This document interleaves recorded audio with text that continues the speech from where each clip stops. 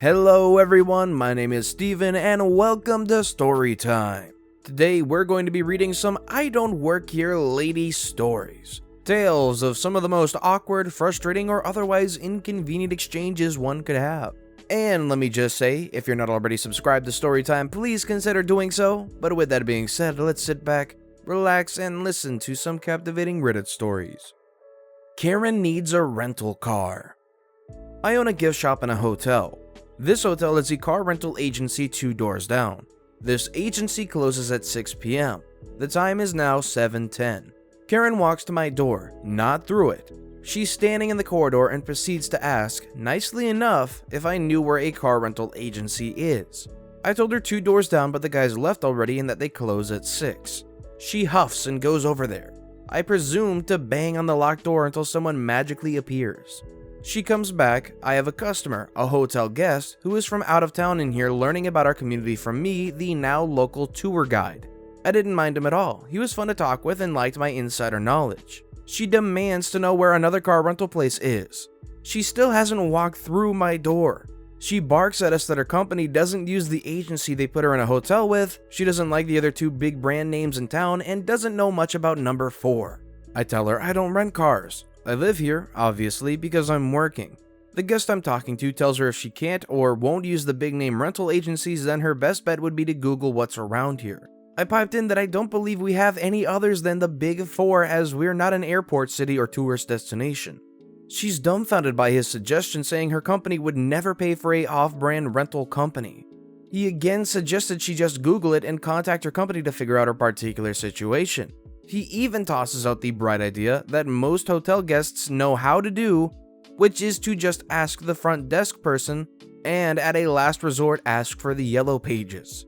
He gets frustrated because he ends up literally explaining how to use her phone and how to search Google. She huffs at him and I, saying that we were useless and no help at all.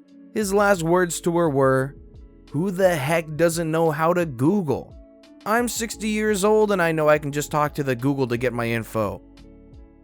I don't really know why she's bothering the gift shop worker about this. What would the gift shop worker know? And how are you going to sit there in a non-tourist or airport city and say, no, I don't want any of the 4 main car rental companies? Like, how many other options are you going to have? You might as well just Uber. Oh wait, she probably doesn't know how to. Confusion at the swimming baths. Okay, first time sharing one of these, but it happened to me yesterday and I wanted to share it before I forget some of the details. My local sports center is upgrading to an electronic system. Doors have locks on that you can open with a fob, the kind you might attach to your keys. So once you have checked in or paid, either at the desk or on the new quick serve machines in the main entrance, the doors to various areas will open for you provided you are eligible for entry. It's early days of this new system and some people aren't used to it. Change is scary.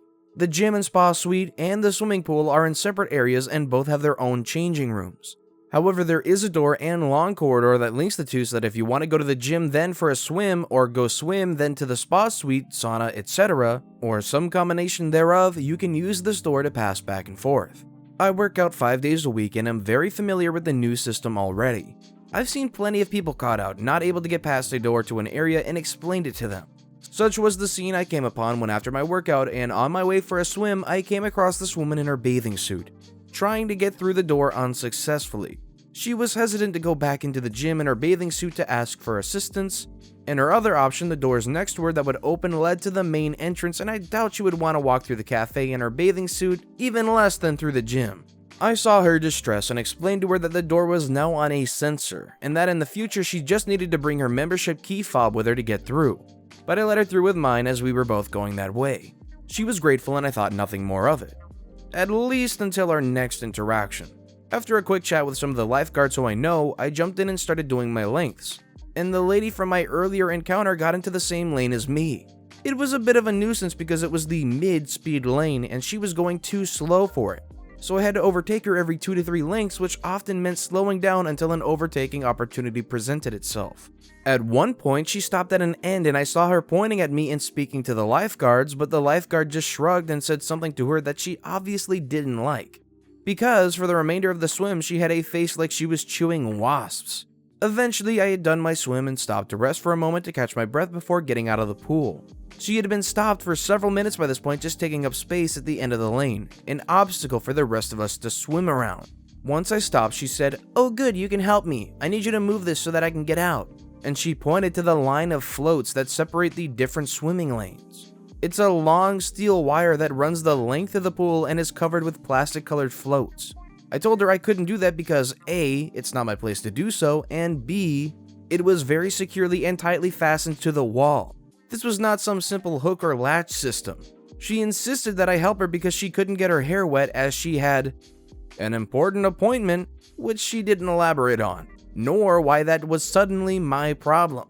This strange standoff and insistence that I help her went on for another few minutes, and after the second time of it circling around to the same words coming from her, I decided not to participate in the circle a third time and simply dove under the barrier, swam to the stairs, and climbed out, and left her to her own conundrum. I went back to the gym to the changing rooms, got changed and headed up to leave, and there she was complaining to some very high-profile people. The sport facility manager, who you never really see. I only know who he is from the few times I've booked the main hall to organize martial arts events. I'm a coach. And standing next to him were two local politicians. One who was the representative for the area the sports center was in, and the other was on the board for sports and recreation. They were obviously there on some official business, and she had spied on them and gone to give them a piece of her mind. I could hear her as I walked towards the main doors. She was having a go about some rude employee, and I chuckled to myself thinking some poor sod was going to get it in the neck by causing her to have reason to complain just when these two high-ranking officials were in. And the sport facility manager is looking completely flummoxed and tells her that he has no one working by that description. Frustrated, she looks around the room, spots me, and goes, "Him!" and points directly at me. I look at the three men, they look at me, and then we all look at her. She has a really smug, almost triumphant grin on her face when the sports facility manager said to her, "He doesn't work here." Now I know in a lot of these "I don't work here lady" stories, the Karens of this world would rarely accept at face value the first, second, or even 50th time they are told someone doesn't work there, but she didn't fight it at all. She just looked really puzzled. And then after a few moments in confused thought, she said, "But he has a card to get through the doors." And that's when the facility manager had to explain to her the new system, and that everyone who has a membership card is able to get through the doors. When I went in today, one of the staff told me it couldn't have happened at a more opportune time, because the new system had been the idea of the politicians, and they were annoyed that the rollout hadn't gone smoothly, and that people were still queuing up and paying cash on a pay-as-you-go style, rather than paying for a month in advance and using the electronic system. As such, they hadn't gotten accurate or favorable data back from the system, and they had complained to the manager, who had them come down and was trying to explain to them that people found the new system difficult to understand, or intimidating, or were just being slow to adapt to change. Our misunderstanding underlined his point so beautifully it couldn't have gone better had he orchestrated it himself. And for them to be stood there next to him when it all went down, I bet he'll be telling that story for years to come. Yeah, I think this is just a big case of an older person not being able to adapt to newer technology. Also, how are you going to get in a pool, complain that you can't get your hair wet when you're in the pool, and then ask somebody to try and take down the lane separator wire? Like, you can't just take that down. Even if you are a worker, you can't just take that down, I would imagine. Now go away or I shall taunt you a second time. I'm in town and have to go get some boxes from the USPS store to send some items out. I arrive at the store and standing in front of the stacks trying to pick which one I need. No big deal, I just got off work and was wearing my work cargo pants, which are sadly dark gray with pockets everywhere. My US Navy ball cap from the ship I served on, USS Dale, lean, mean, CG-19 baby, and a funny, to me, Monty Python t-shirt. As I'm starting to choose, a lady about my age, no Karen haircut, but I would call it frazzled mom that just got away from the kids and needs a drink haircut, starts asking me about the costs and sizes, nicely. I point out that under each stack is the cost, ranging from about $7 to $18 depending on type and size. These are the if it fits, it ships boxes. We exchange a few more words about the general sizes of the boxes, me pantomiming with my hands about how big they are when unfolded, etc. I decided on getting 5 of the small flat rate boxes and grab them when she says, "I'll need the bigger boxes." I smile and grab my 5 boxes and go to walk away, and she says, "I said I need the other ones." I said, "Well, grab them." "Can't you just grab them and ring me out real fast?" I stop dead. Oh my god, it's happening. Someone thinks I work here. I smile, slowly turn around so my chest is facing her directly, and say, "Miss, I honestly don't work here, I just need my boxes to ship some things out." She looks at me confused and points at my shirt. I said, "Not a fan of Monty Python and the Holy Grail?" She looks confused again and then looks at my shirt a bit closer. Her eyes go wide and she covers her mouth while blushing and apologizing. I'm chuckling. I look over and the real USPS employee is giggling also. So it ended well. No mean or nasty thoughts, and it made my day and probably the employees as well. By the end, the woman was laughing as well. So, all's well that ends well. My shirt, you're all asking? It's a USPS shirt, alright. Unladen Swallow Parcel Service. Yep, a supposed swallow carrying a coconut. Okay, to be fair, you did go to the USPS with a Monty Python themed shirt that was a parody of the USPS employee shirt, so I think it's fair game to actually expect that you might get recognized as a possible employee. That being said, I'm sure you probably went there being ready to be able to have a laugh about it and explain that one away. Which here, obviously, everybody did, which is good. Are you deaf? A bit of backstory. I stay with my kids during the day and work nights. My husband and I have opposite shifts so we can save on daycare. Because of this, I don't usually go grocery shopping during the week because it can be difficult getting my kids through the store. My daughter sometimes has meltdowns in big crowds. She doesn't have any sensory issues according to her doctor. We think she just doesn't like the noise or just gets tired easy and that makes her fussy. I remembered that I was supposed to get party supplies for work today because one of the ladies there is going on maternity leave and I had volunteered to help set up a party for her.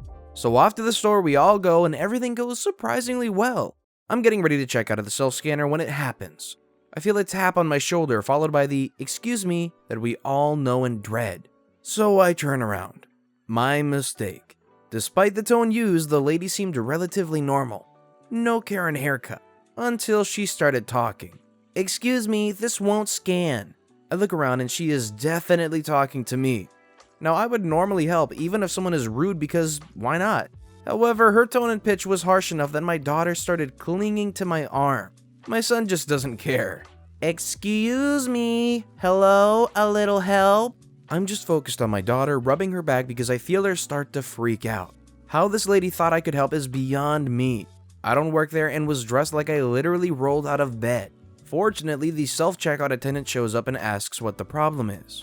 "This won't scan and this person," gesturing vaguely in my direction, "is no help." Lady turns back to me while the attendant tries to ring up the item for her. "You are so rude, are you deaf or something?" At this point, I still hadn't said a word to her and the idea hit me. Like a freaking beautiful rainbow wrapped in lightning. I'm not deaf, but me and my kids are learning ASL, American Sign Language. I just started learning it so I can ask basic questions and consign the Baby Shark song. Don't ask, my kids love it. Smiling the biggest freaking smile I could manage, I start signing. It makes no sense. I'm basically saying, "How are you? Do you want food? What is your name?" I know a little sign. Baby Shark song. I swear I never saw someone lose color so fast in my entire life. It was glorious. She got her items, paid, and practically ran out of there. The attendant was trying her best not to laugh. P.S. My daughter is fine, she probably just got scared. That's such a funny way of handling the situation. I can only imagine the wave of fear that went over the lady when she realized this person was deaf, at least in her thoughts. I don't even know what she expected. This person clearly had kids, so they weren't working there, so I don't know what she was trying to get help from this random person over. I'm not a nurse, and I don't play one on TV. My wife is currently in the hospital. This morning, they put another patient in the room with her. I don't know her story because it's none of my business, but she's probably in her mid-70s and not entirely with it. I came up to visit today wearing a gray South Park t-shirt, sweatpants, and a baseball hat. This poor old lady in the room with my wife asked me for a cup of water and wanted me to help her into the bathroom. I told her I would get a nurse and she seemed completely disturbed by the fact that I personally wouldn't help her. All the nurses on this floor are wearing bright blue scrubs. None of them have Cartman on them. Yeah, on this one I'm probably going to agree with OP, and they were probably disoriented or confused as to who they were. And to be fair to this older lady, she probably doesn't know who Cartman is, so it probably doesn't mean much to her to see a bunch of cartoon kids on a t-shirt. But with that being said, that's all the time we have for today. Thank you so much for listening to and watching the Storytime channel. If you haven't yet, please consider subscribing and let us know what you thought about these stories in the comments below. Thank you all again for watching and listening to the Storytime channel.